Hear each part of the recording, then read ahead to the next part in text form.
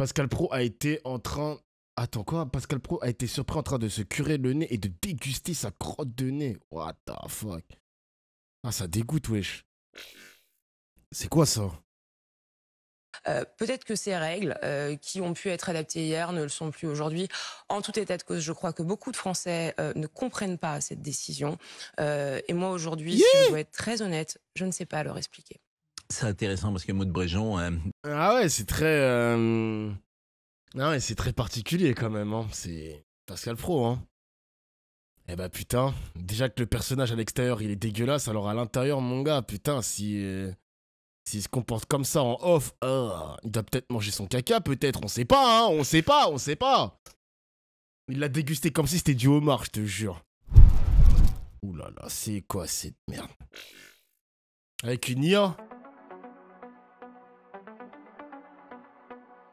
Eh, pourtant, je suis au taquet sur les news, mais là, j'ai l'impression que vous m'apprenez plus de choses, là, les mecs. C'est quoi ce bordel?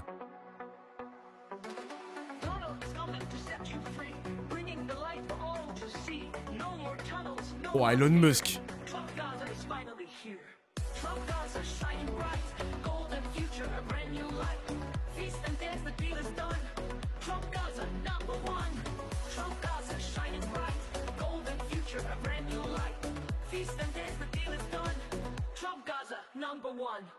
Non, c'est un ouf. Oh non, c'est un ouf. Donald Trump, les gars. Quand je vous dis tous les jours que c'est l'antagoniste de ce monde, il le sait, les gars. Hein. Il en joue en plus. Hein. C'est l'antagoniste de ce monde. Comment on peut faire un truc pareil, sérieusement? Comment son équipe de com a pu valider ça? Tout est dans la provocation, les mecs. Hein. Regardez-moi ça, genre, sérieusement. Regardez-moi ça, putain. En vrai, tu retires Trump, tu retires la sale gueule de Netanyahou et la sale gueule de Elon Musk. C'est le paradis, hein. C'est littéralement le paradis. C'est ce qu'on souhaite pour les Gazaouis. Mais sans les personnages que j'ai cités précédemment. Mais c'est une folie de se dire qu'on valide ça. On fait ça en plus avec de l'intelligence artificielle. On met ça sur Internet, ça devient viral. Trump, c'est un abuseur, gros. C'est un abuseur. D'ailleurs, les mecs, hein. D'ailleurs, j'ai vu un petit truc, une petite donnée sur Trump, là, à l'instant, à 5 minutes avant de lancer mon stream. Il a dit quoi? Il a dit... merde, il a dit que l'Union Européenne a été créée pour emmerder les États-Unis. What the fuck? Mec, il a dit ça, c'est une folie. Emmerder. Emmerder. L'Union Européenne ne peut pas être maître de son destin. Genre, qu'est-ce qu'il dit, lui, mec? Il devient fou quand même. Hein. Franchement, je sais pas quoi dire sur Donald Trump, les mecs. Hein. Mais on est encore à 4 ans. Je crois que c'est 4 ans le mandat de Donald Trump. On est à 4 ans, mais on n'a pas encore tout vu, les mecs de Donald Trump. On n'a pas encore tout vu. Anas Kazib, il a fait un tweet. J'en ai vu des trucs d'enflure, mais alors là, je n'étais pas prêt pour ça. Le compte officiel de Donald Trump poste une vidéo générée par l'intelligence artificielle montrant le nettoyage ethnique de Gaza pour en faire un paradis pour milliardaires. Avec des statues de Donald Trump en or au milieu et Elon Musk jetant de l'argent. Ce mec est un dégénéré, le nouveau pote de Macron et de la fachosphère internationale qui ricane sur un génocide et s'amuse à l'idée de profiter de la mort de dizaines de milliers de femmes et d'enfants. Et d'hommes aussi, il faut préciser. Mais... c'est une triste époque. Moi, je vous le dis, les mecs... L'étrangère a annoncé hier que des mesures de restriction de circulation et d'accès au territoire national pour certains dignitaires algériens ont été prises par la France. Pourriez-vous nous dire depuis quand et combien de personnes sont concernées? Et que répondez-vous à l'Algérie qui se dit surprise, étonnée, et qui parle d'intimidation, de provocation, même de menaces? Alors la surprise, elle est du côté du gouvernement français. C'est le gouvernement français qui est surpris que les accords ne soient pas respectés. C'est le gouvernement français qui est victime, et le peuple français qui est victime du fait que les accords ne sont pas respectés. Je répète que la personne, l'individu qui s'est rendu coupable de ce crime samedi, avait été depuis 1 an présenté 14 fois aux autorités algériennes pour retourner dans son pays d'origine. Ah, c'était pas 10 fois, mais 14 fois. Il a été 14 fois refusé, putain. 14 fois. Non, mais regardez le sourire de Retailleau, les mecs. Je suis désolé, ce mec-là, il est... Non. Ah, vous voyez pas à l'écran. Attendez. Merde, mais mon truc, il est mal aligné, là. Ah non, c'est bon. Ici, là. Regardez le sourire de Retailleau, mec. C'est pas normal, c'est l'antagoniste, mec. C'est l'antagoniste. Qu'est-ce qu'on dirait si un ressortissant français renvoyé par l'Algérie s'était vu refuser 14 fois l'entrée dans le territoire français et avait commis un crime aussi grave? Qu'est-ce qu'on dirait? Et ma conviction est que notre responsabilité est de ne pas l'accepter. Comme vous voyez, des signaux ont été envoyés, c'est le sens de la question que vous posez, qui sont des signaux destinés à convaincre les autorités algériennes que l'émotion de la France et le sentiment de trahison des accords est très grand, et que notre attitude ne sera pas une attitude d'abstention devant la dérive que nous constatons tous les jours. Et c'est exactement le sens de ces signaux qui ont été envoyés et dont le ministre des Affaires étrangères a parlé récemment. Ok, accord non respecté sur la réadmission des citoyens algériens, les accords de 68 avantagent les Algériens, il faut réexaminer la totalité de ces accords sur un délai de 1 mois ou 6 semaines, aucune volonté d'entrer dans l'escalade avec l'Algérie. D'ailleurs, petite parenthèse les mecs, et c'est tout récent, le Sénat algérien a suspendu ses travaux avec le Sénat français. Il m'a dit de ne pas skip, je vais bien skip. Je croyais qu'il y avait un verre d'eau, mais il n'y en a pas. Wesh. Entre deux pays souverains, où ça?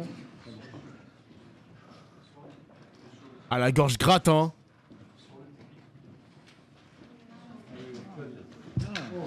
Oh là là, c'est dissimulé dans le tréfonds des... C'est une blague. Entre deux pays... Ah, les bruits de bouche en plus, putain, il y a la gorge grattée, hein. Oh là là, la gorge grattée de fou malade. Eh, c'est South Park, je te jure, gros. C'est n'importe quoi. Dans quel pays on vit, mesdames et messieurs, putain. Vous en êtes tout là. Du coup, 20h10 sur Valoris, Michel Écoutez, hein. et un témoignage. Michel raconte un témoignage un peu fort. Et après, comme ça, Michel, il peut rester sur le 20h30, commencer à faire une darka sur l'Arcom. Et est-ce que tu veux Cardoz aussi sur l'Arcom, qui racontera peut-être un petit peu mieux que Michel? Les mecs, on n'y est pas du tout. Vous avez rien compris. Vous avez rien compris. Excusez-moi, les chéris, je vous adore, mais vous avez rien compris.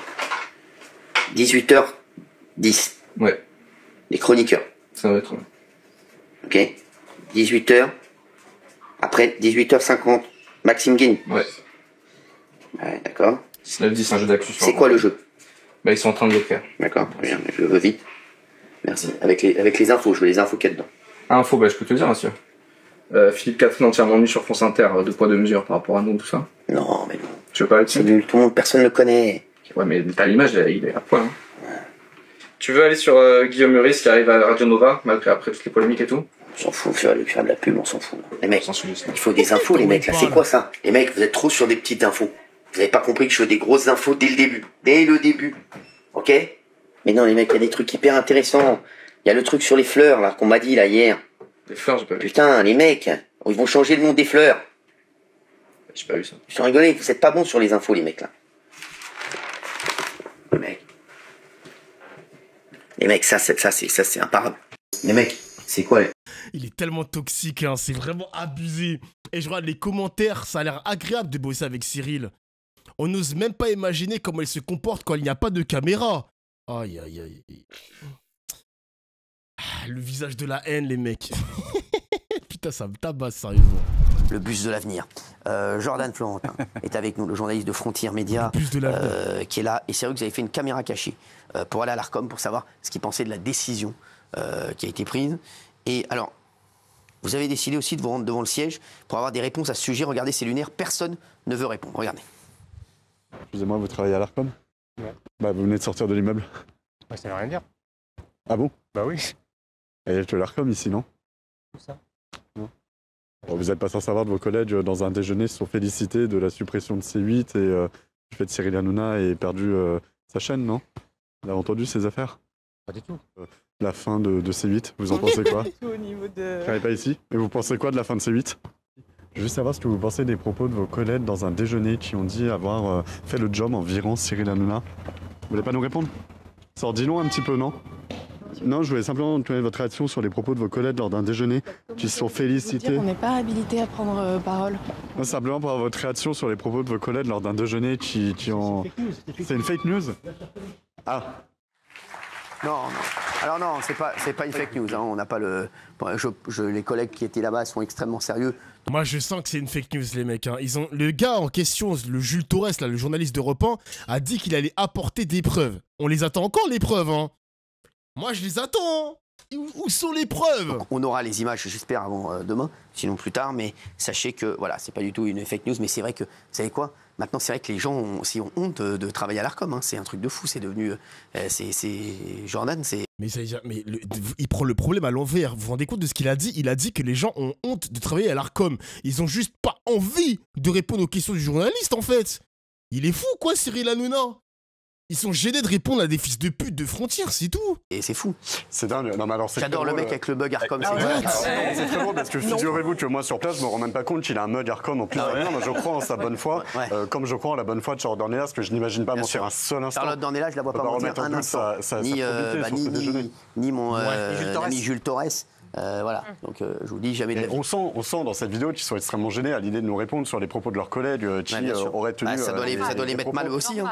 Et qui témoignent de l'idéologie finalement de l'Arcom et de la façon politique dont a été gérée cette affaire. Mais je vais vous dire, c'est sûr qu'ils sont un peu mal. Mais c'est vrai que cette histoire, sachez-le qu'on a appelé le restaurateur de nombreuses fois et il a confirmé, bien entendu, que c'est 3 membres de l'Arcom, 3 personnes qui travaillent à l'Arcom. Il n'y a aucun doute, voilà, qui étaient en train de parler. Donc voilà, et devant nos collègues, hein, voilà. Donc c'est sûr et certain.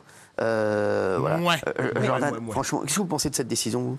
Oui, c'est une décision absolument honteuse. Moi, je pense surtout aux 400 employés qui sont derrière vous, toutes les personnes qui travaillent là. Et c'est une décision, en fait, qui est au-delà de l'aspect politique, technique. On pourrait s'interroger de la façon dont l'Élysée a pu être un intermède dans cette décision. C'est une décision qui est cruelle, humainement parlant. C'est les 400 personnes qui sont là. Vous pensez que ça vient d'où? Vous pensez que ça vient d'où? Vous pensez que c'est Roch-Olivier Mess tout seul qui a pris la décision? Non, mais je pense que ça peut avoir des teneurs politiques.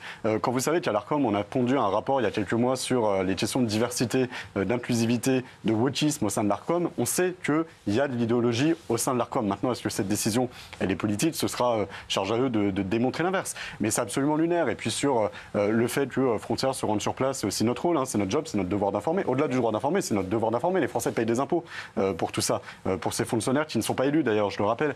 Donc c'est à notre devoir d'informer, on s'y rend, on pose des questions, ça peut être gênant pour eux, mais s'il y a une plainte qui est déposée, il faudra s'interroger sur quel fondement, quel fondement juridique et pénal. Comme question.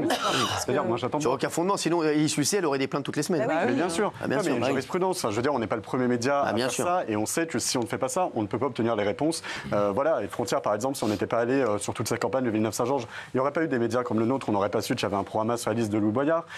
C'est vrai hein, qu'il n'a pas été élu non plus, ce Jordan-là. Il parle beaucoup de élu. L'affiche S de Raphaël Arnaud, c'est nous qui l'avons sorti. Si on n'avait pas, par exemple, sorti la diversité, j'ai remarqué. C'est Frontières qui sort cette information-là. Si on ne fait pas ce travail-là, et si vous, demain, vous perdez votre chaîne, vous perdez votre audience, en fait, c'est des millions de Français qui se retrouvent sans information. Non seulement sans information, mais alors, s'ils ont une information, ce sera une information biaisée. En fait, dans tous les cas, les Français sont perdants. Et il y a un vrai sujet démocratique. Merci, Jordan Florentin, reporter Frontières Médias. Je vous rappelle que ce mec-là, il avait durant la période Covid, il a eu un pass sanitaire. Et le pass sanitaire était au nom d'Hitler, les gars. Hein. Rendez-vous compte. Hein. Rendez-vous compte. Quel fils de pute, ce mec, sérieusement. Je le déteste trop. Hein. Merci. J'embrasse Eric.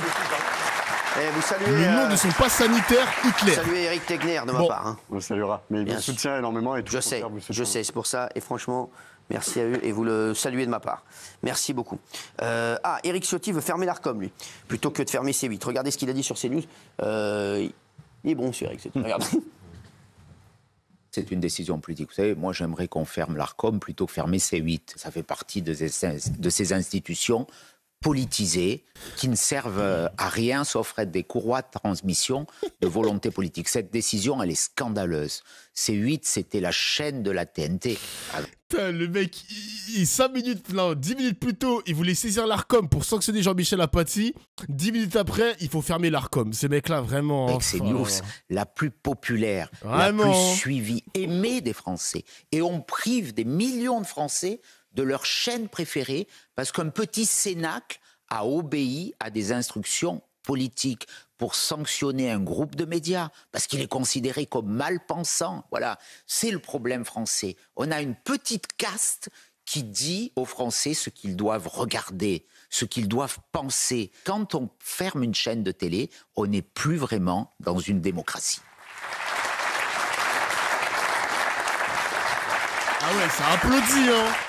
Alors, ça applaudit. C'est fort ce qu'il dit. Depuis le début, c'est celui qui monte le plus au créneau. Il mouille, il est cash, il y va, il mouille le maillot. C'est un truc de fou. C'est le premier à prendre la parole, il y va pas par avec le... C'est incroyable. Pieds, on va dire. Ah, mais franchement, incroyable. Pascal Praud aussi. Hein. Pascal Praud aussi. Non, mais parce que là, il a évoqué le rôle de Roch-Olivier Mestre. C'est la vidéo que je voulais hier. Regardez. C'est terrible parce que la liberté d'expression est dans les bras de Roch-Olivier Mestre, dont M. Lelouch dit que c'est un obscur fonctionnaire de Jacques Chirac, et qui va terminer sa carrière, je le dis tous les jours, avec la Légion d'honneur, avec le mérite et avec les arts et lettres. Voilà. Et c'est tout à fait la nomenclature française des petits hommes gris qui se sont fait pour eux un régime rien que pour eux, en inventant l'ARCOM, en inventant des autorités administratives, en inventant des directions administratives qui leur permettent de travailler, parce qu'autrement ils seraient en difficulté. Ils ont fait l'ENA, et depuis 22-23 ans, l'ENA c'est quoi? C'est un organisme de contrôle, ils ne savent faire qu'une chose, contrôler, et ils terminent dans cette bourgeoisie culturelle ou faussement intellectuelle, cette nomenclature, avec la Légion d'honneur, avec tout, voilà. Et c'est vraiment, c'est médiocre. Oui, Qui est Monsieur Roch-Olivier Mestre? Qu'a-t-il fait dans sa vie? Et c'est une honte, cette tâche. Je sais qu'il y a des gens, vous savez, il y a beaucoup de gens dans Paris qui ne lui serrent plus la main, qui le rencontrent, alors ça l'étonne, et il y a des gens qu'il a rencontrés ces dernières heures, dans des cérémonies comme ça, refusaient de lui serrer la main. Bah, ils ont raison. Ils ont raison. Je suis d'accord avec Pascal Praud. Ils ont raison.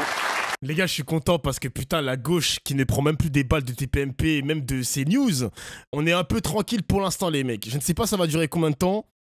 Bah, jusqu'à vendredi soir, en fait, parce qu'après, C8 n'existera plus. Mais on est tranquille, il n'y a plus de vannes sur Louis Boyard, plus de Delogu, plus de Rima Hassan, plus de Jean-Luc Mélenchon. Là, c'est littéralement le groupe Bolloré versus le macronisme. Moi, les ennemis de mes ennemis sont